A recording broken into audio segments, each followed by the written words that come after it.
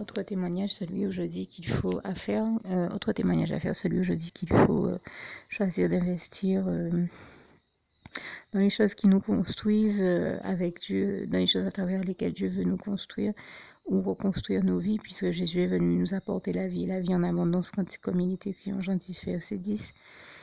Donc toujours choisir d'investir dans le royaume de Dieu, de Jésus, de son Saint-Esprit, le royaume des cieux, le paradis, et dans les choses qui nous viennent de Dieu, les bonnes valeurs, les bons concepts, les bons principes de Dieu et les bonnes actions ou opérations dans lesquelles Dieu veut que nous nous investissions, toutes celles qui sont de Dieu et dans toutes les choses de Dieu, et jamais dans celles du diable. Donc investissons toujours dans tout ce qui est de Dieu et qui nous construit ou reconstruit, et n'investissons jamais dans tout ce qui est du diable et qui nous détruit, nous dévalorise ou nous fait du mal d'une manière ou d'une autre. Je donne un exemple ici, celui du SDF que j'ai rencontré, avec qui j'ai discuté, et que Dieu bénissait en mettant au cœur de diverses personnes de lui donner de l'argent, et qui choisissait non pas de réinvestir cet argent, de coller 1 euro par 1 euro pour finir par se rendre compte qu'il a une somme suffisamment conséquente pour qu'il l'investisse dans des choses qui le construisent, mais qu'il soit bien au contraire en train de chaque fois l'utiliser pour se détruire, à acheter des cigarettes, des cafés, et des fois des drogues ou d'autres substances illicites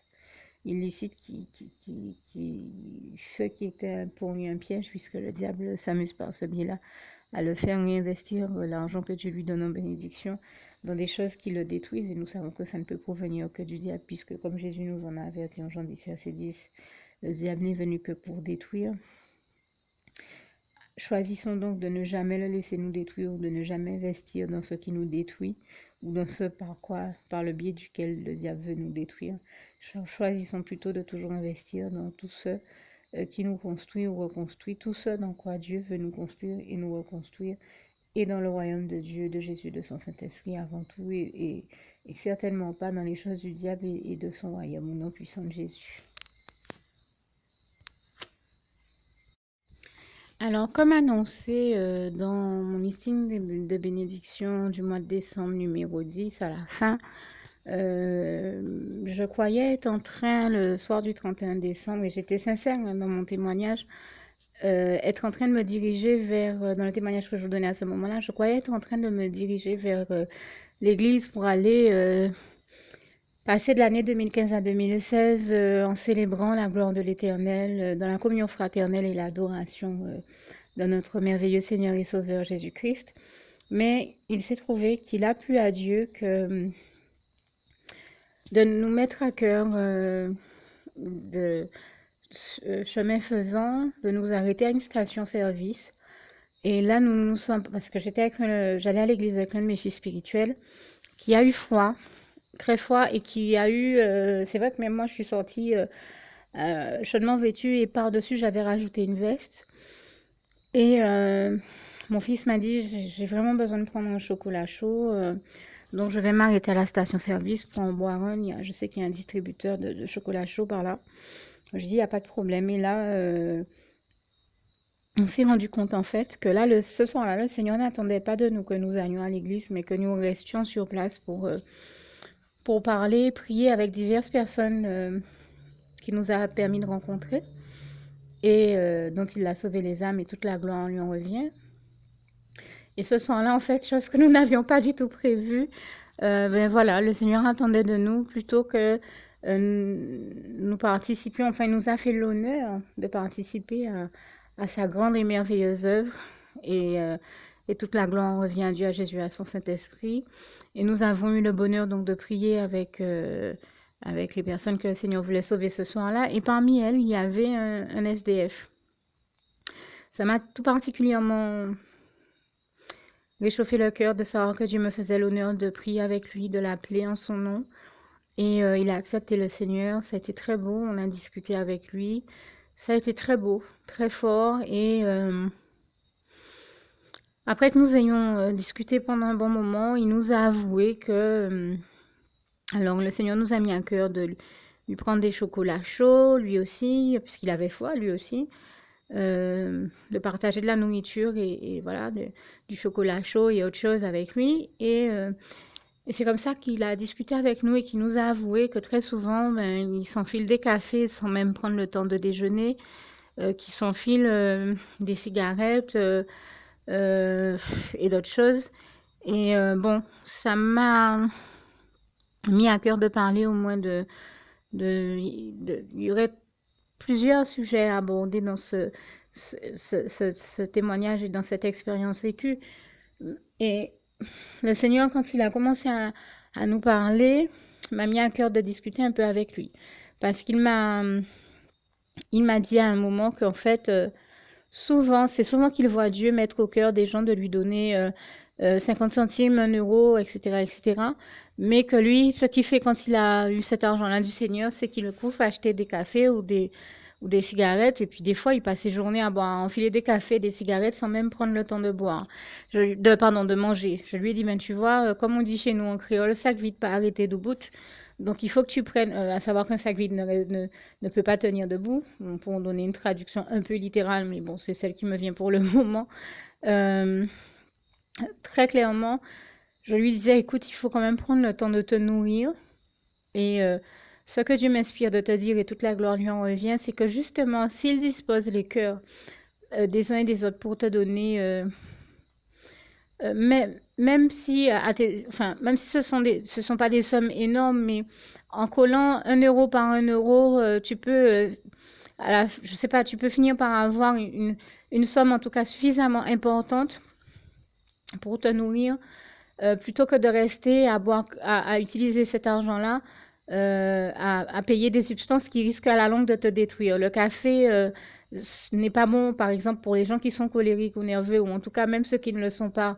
J'ai des témoignages de diverses personnes qui, quand ils boivent du café, deviennent colériques. J'ai eu une tante comme ça qui était professeure et qui me disait qu'elle ne savait pas pourquoi, qu'elle avait remarqué que dès qu'elle buvait du café, et elle ne pouvait pas s'en passer arrivé à un certain moment, elle se retrouvait à faire colère sur ses élèves.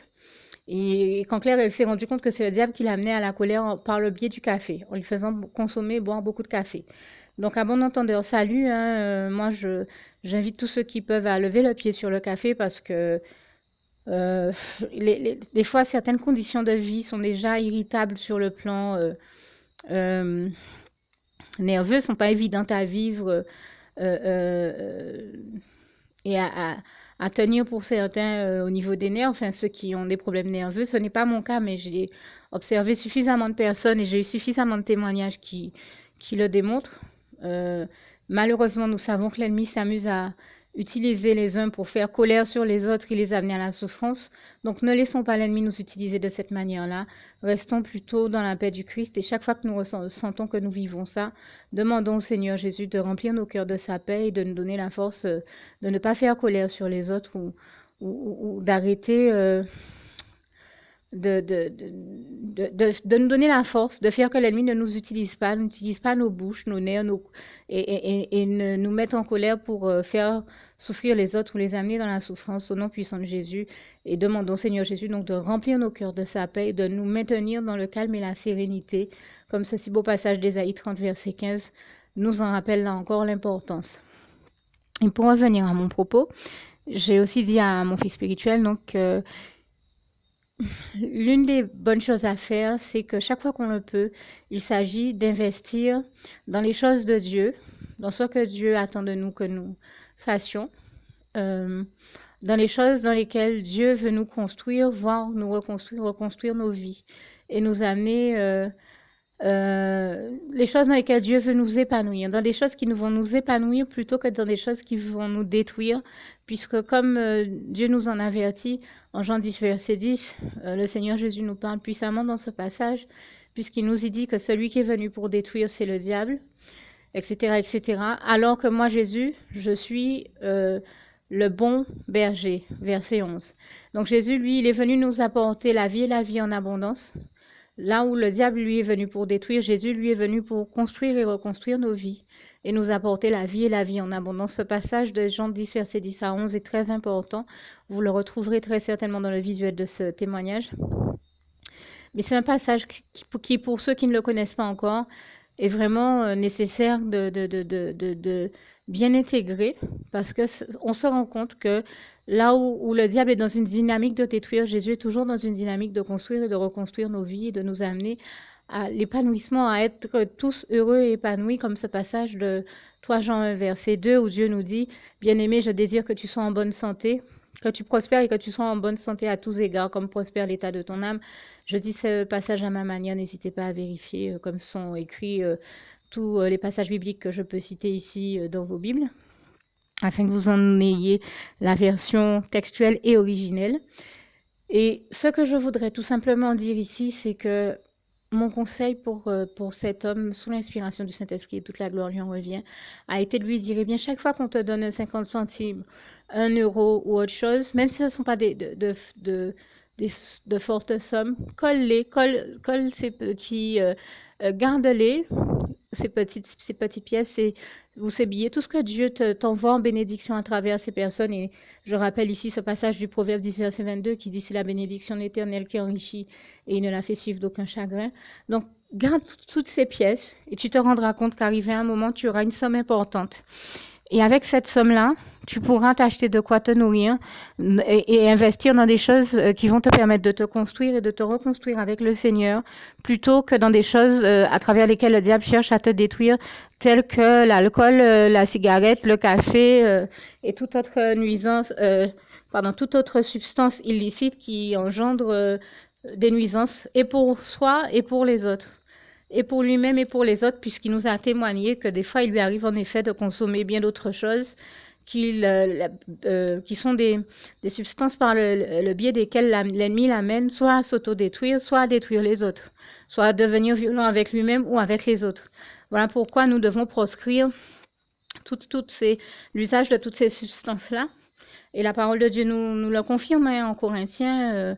Vous avez un passage qui dit bien que les ivrognes n'auront pas part au royaume des cieux. Donc nous savons que l'ivrognerie n'est pas de Dieu et que la consommation de toutes ces substances illicites ne l'est pas plus. Tout ça n'est pas de Dieu.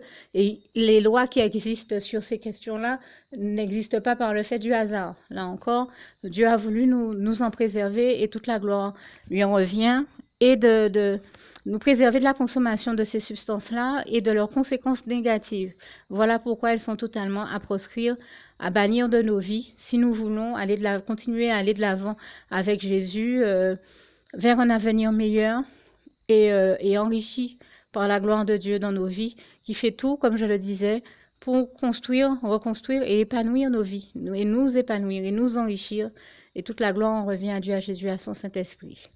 Que je remercie ici, puisque si j'en parle de cette manière-là, c'est parce que j'en ai fait l'expérience, même si je n'ai jamais bu, jamais fumé, jamais consommé de café de toute ma vie non plus, ni consommé, et encore moins consommer aucune de toutes ces substances illicites.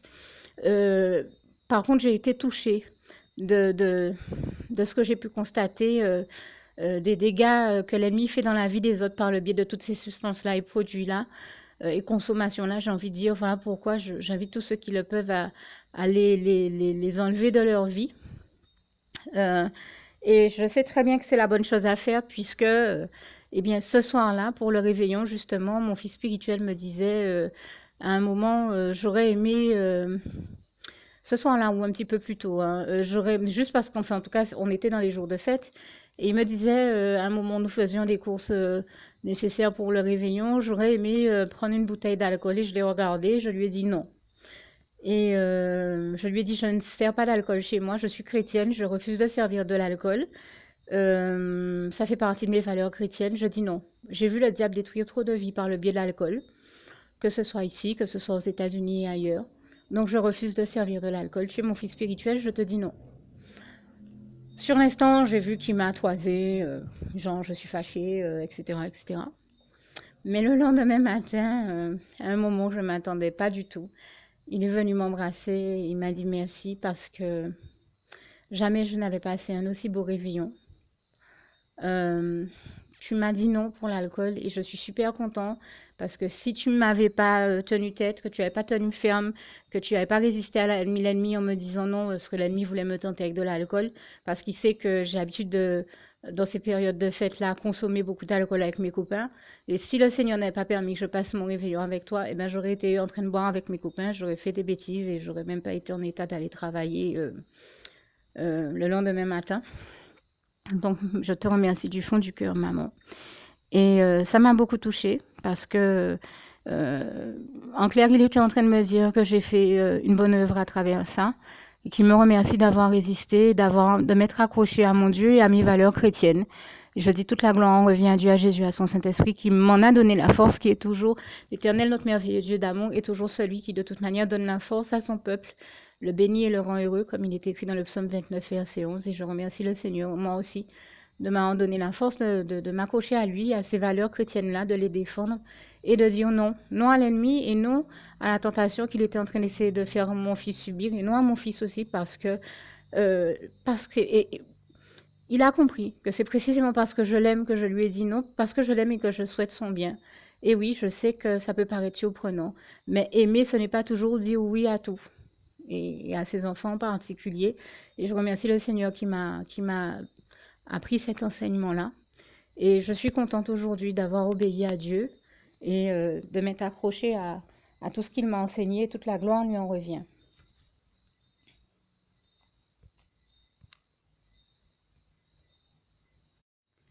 Alors, je rends aussi grâce et gloire à Dieu parce que pour aller un petit peu plus loin dans l'histoire, après que nous ayons discuté avec ce SDF, je rends grâce et gloire à Dieu qui lui a parlé puissamment à travers nous, lui a donné des conseils de vie importants et enrichissants. Vraiment, toute la gloire en revient à Dieu et à travers moi et à travers mon fils spirituel. Mais une fois que nous étions entrés à la maison, l'ennemi s'est mis à m'attaquer à son tour à travers mon fils spirituel et à me dire mais pourquoi tu lui as donné ces conseils, il va jamais les suivre, je suis sûre que ce gars-là ne fera jamais toutes les bonnes choses que tu lui as conseillées. Si tu lui as dit tu lui as donné vraiment de bons conseils, mais je suis sûre qu'il va pas les suivre. Et l'ennemi, bien entendu, quand nous prêchons comme ça la bonne nouvelle ou que nous donnons de bons conseils de la part de Dieu, fait tout pour nous décourager dans l'œuvre que nous sommes en train de faire pour Dieu. Mais je vous invite vraiment, mes frères et sœurs en Christ, à ne surtout pas vous laisser décourager par l'ennemi et à continuer toute bonne œuvre que Dieu vous inspire de faire, à donner tout bon conseil et donc tout bon passage aussi de la parole de Dieu, tout bon passage biblique de la parole de Dieu, à persévérer, car nous savons que rien de ce que nous faisons dans le Seigneur n'est vain. Et à ne jamais désespérer ou se décourager ni à baisser les bras, que ce soit envers soi ou envers les autres.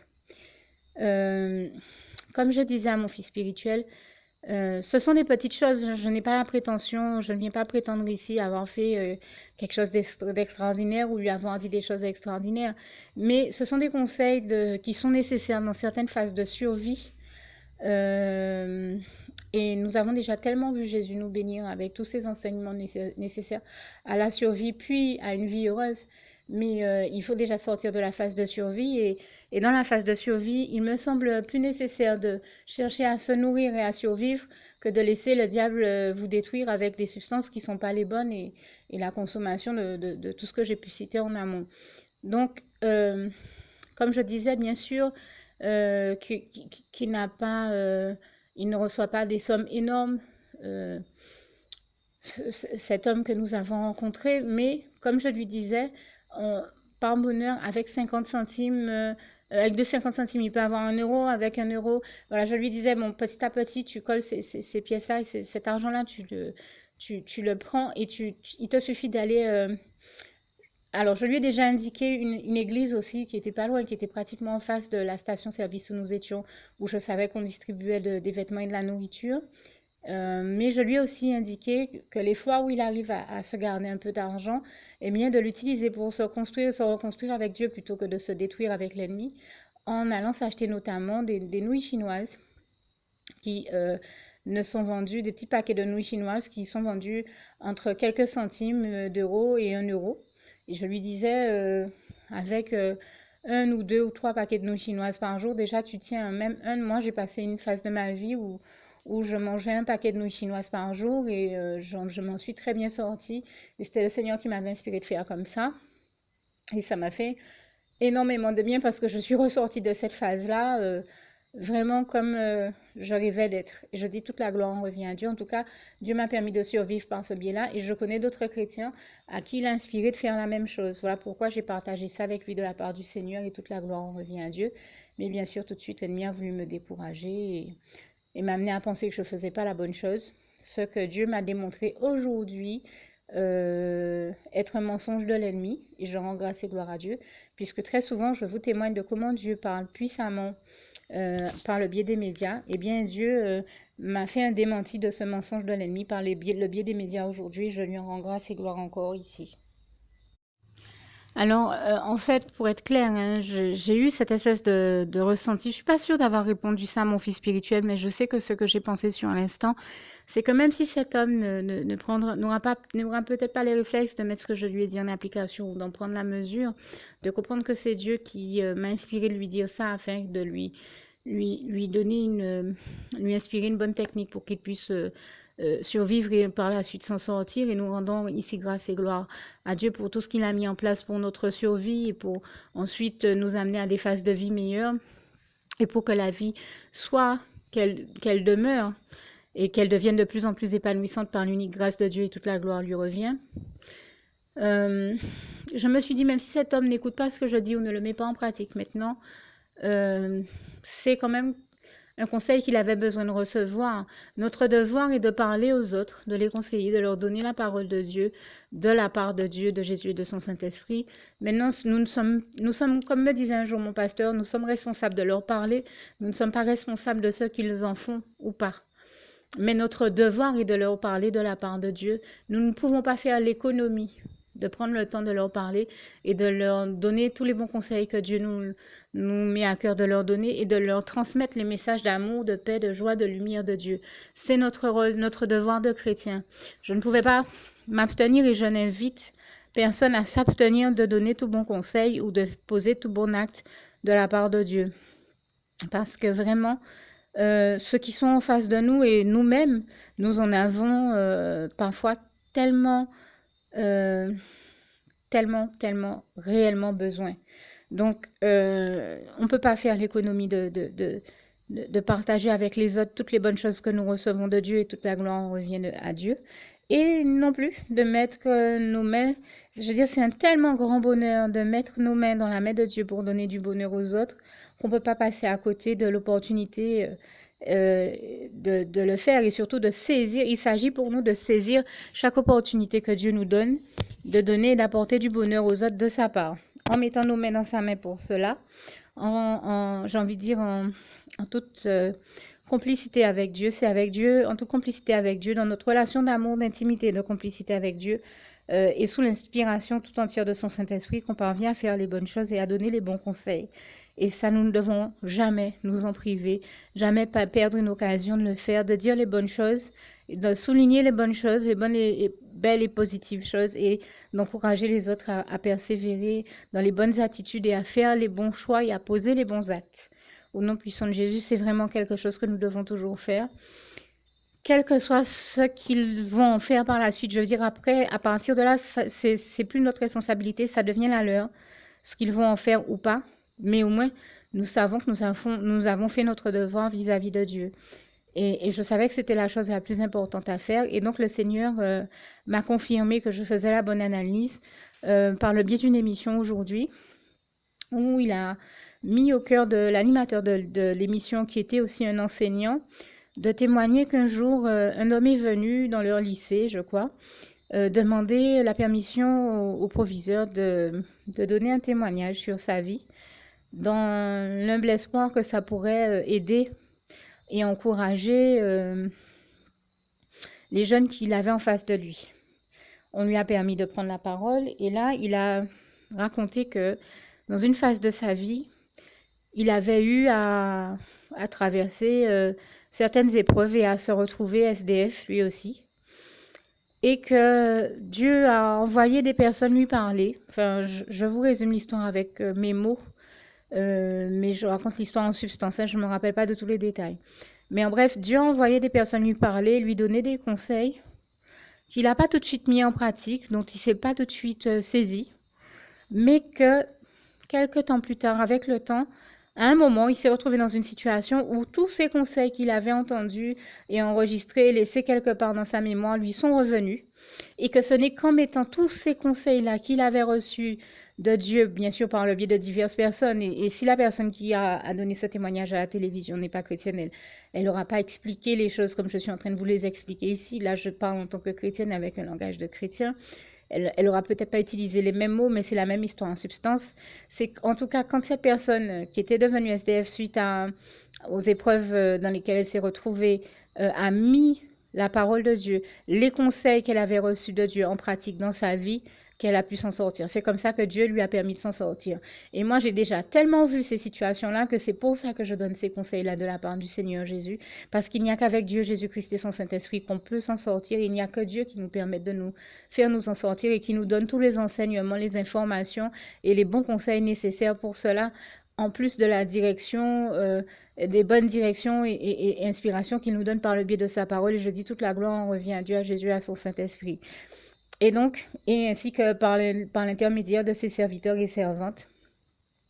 Voilà pourquoi je prends plaisir à être un canal par lequel Dieu donne et transmet ses messages et ses conseils d'amour, et toute la gloire lui en revient. Et voilà pourquoi j'ai donné ces conseils-là. Et je crois que voilà, le Seigneur m'a confirmé ensuite par la bouche de cette personne qui parlait. Mais voilà pourquoi nous ne devons jamais faire l'économie de donner des bons conseils et des bons messages, comme je disais, de paix, d'amour, de joie, de lumière, de Dieu qui nous viennent de lui. Et donc toute la gloire en revient à Dieu, à Jésus, à son Saint-Esprit. J'ai envie de dire, nous savons que toute bonne chose, comme tout don excellent, nous vient d'en haut, du Père des Lumières, comme il est écrit dans ce si beau passage de Jacques.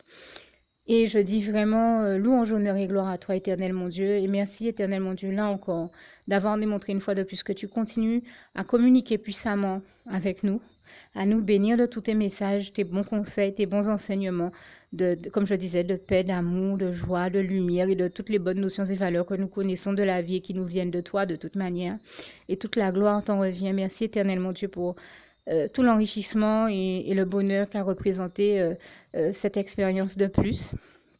Et merci aussi parce que tu m'as toujours appris à ne jamais désespérer, quelles que soient les situations qu'on traverse, ni des autres, ni de nous-mêmes, et à toujours nous rappeler que quelles que soient les épreuves que nous vivons, quel que soit ce que nous vivons, les situations difficiles ou épreuves que nous vivons, comme il est écrit en Romains 8, verset 31, si Dieu est avec nous, qui sera contre nous? Personne. Et surtout, mais en toutes ces choses, nous sommes plus que vainqueurs par celui qui nous a aimés, Jésus-Christ, Romains 8, verset 37. Alors, si vous avez aimé ce témoignage et qu'il ne vous était jamais arrivé auparavant de faire la petite prière qui va suivre, je vous invite bien sûr à ne pas hésiter à la faire, à la dire. Le temps pour moi de vous citer, de terminer en vous citant l'un de mes passages préférés, mais qui sera suivi donc de la prière que je vous invite à dire et à partager, que vous allez écouter et entendre juste quelques secondes après que j'ai cité que j'ai terminé, que je termine même ici avec ce passage, ce si beau passage de Philippiens 4, verset 7. Que la paix de Dieu qui surpasse toute intelligence garde vos cœurs et vos pensées en Jésus-Christ. À bientôt.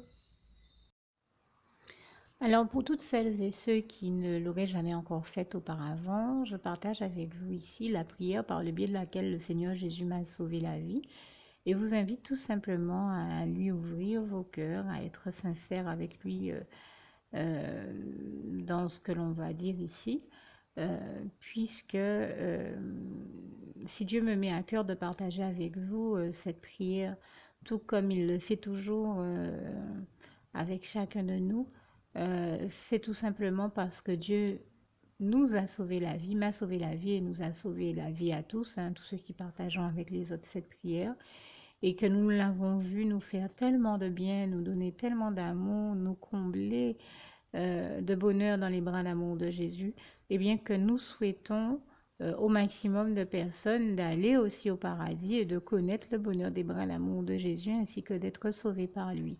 Mais bien entendu, pour être sauvé, encore faut-il prendre le temps de demander à l'être et d'accepter donc le Seigneur Jésus-Christ comme son sauveur personnel, ce qui est ici l'objet de cette prière. Alors, n'oubliez pas à cet effet qu'il est notamment écrit en Acte 4, verset 12, que Dieu dans sa grande sagesse, dans sa sagesse infinie, a choisi le Seigneur Jésus-Christ, qu'il l'a mandaté, qu'il a délégué pour être le seul sauveur de toute l'humanité et qu'il n'y a aucun autre nom que celui du Seigneur Jésus-Christ qui nous ait été donné, qui ait été donné à toute l'humanité pour être sauvé. Voilà pourquoi nous avons la certitude qu'en acceptant le Seigneur Jésus comme notre sauveur personnel, nous faisons définitivement le bon choix, d'autant qu'il est également écrit en Jean 14, verset 6, Jésus-Christ est le chemin, la vérité et la vie. Nul ne va au Père Dieu sans passer par le Fils Jésus-Christ. Voilà pourquoi nous devons donc adresser au Seigneur Jésus la prière qui suit. Donc Seigneur Jésus-Christ, n'hésitez pas donc à dire cette prière à haute voix en vous mettant bien entendu dans un lieu où vous savez que vous pouvez prier en toute sérénité.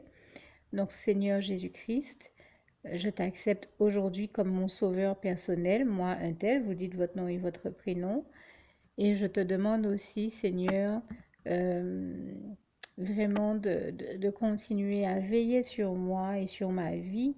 Je remets d'ailleurs toute ma vie entre tes mains, éternel mon Dieu, Jésus d'amour, Saint-Esprit, puisque tu en es le Créateur. Je remets cette vie entre tes mains, je te la donne puisqu'elle t'appartient, puisque tu l'as créée. Et je te demande de me conduire à toutes les victoires et réussites que tu as prévues pour ma vie. Tout comme je te demande aussi pardon, éternel mon Dieu, Jésus d'amour, Saint-Esprit, pour tous les péchés que j'ai commis tout au long de ma vie, dès le début jusqu'à la date d'aujourd'hui incluse. Pardon aussi, Seigneur Jésus, pour toutes les fois où j'ai fait mal à ton cœur. Et surtout, merci, Seigneur Jésus, quand le bon moment sera venu pour ça, de revenir me chercher pour m'amener avec toi dans tes bras d'amour au paradis où je veux demeurer et continuer à te servir et à t'appartenir pour l'éternité en éternité. Et c'est au nom puissant du Seigneur Jésus-Christ que j'ai fait cette prière. Soyez bénis, vous tous qui avez fait cette prière, que Dieu vous garde et vous bénisse tous. Et surtout, n'oubliez pas de partager cette prière avec le maximum de personnes autour de vous, tous vos contacts, famille, amis et bien-aimés, et que Dieu vous en bénisse. À bientôt.